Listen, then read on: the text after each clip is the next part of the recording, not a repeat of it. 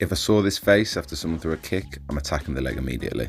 Conor's jump switch kick always had a great flow and snap to it, but it almost looks as though he's landing quite heavy here, and that could be a sign that he's not managing force well through that lower leg.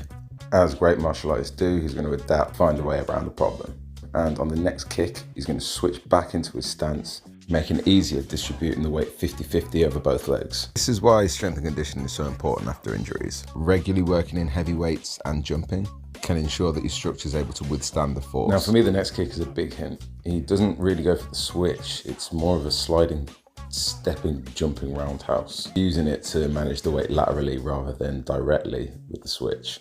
And this little indicator here says to me that that lower leg's bothering him every time he takes force through it. Stressed ankle tendons compensate through the foot and tibialis. Especially considering Conor's previous injury, it looks like he's trying to intelligently work out how to compensate. The roundhouse kicks to me look like he was testing whether or not impact would bother them as well. Now these are obviously just some of my observations of what I'd be looking out for as a fighter and what I'd be looking out for as a coach. Just some things that I've noticed. But that aside, still wishing Conor a speedy recovery here.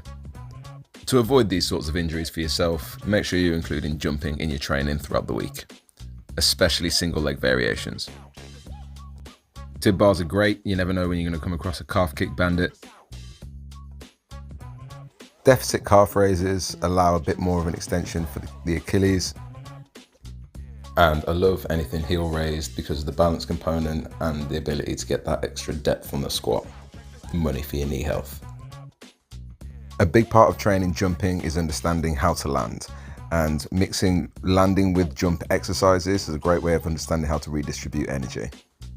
Heavy lifting is going to be your lowest hanging fruit, building both the muscles and the bone density along the mechanical pathways of the load of the weight. Look up Wolf's Law if you want to learn anything more about bone density and impact. Depth jumps are great for force absorption, as well as banded jumps, which are better for the endurance, forcing you to repeat the movement over and over again.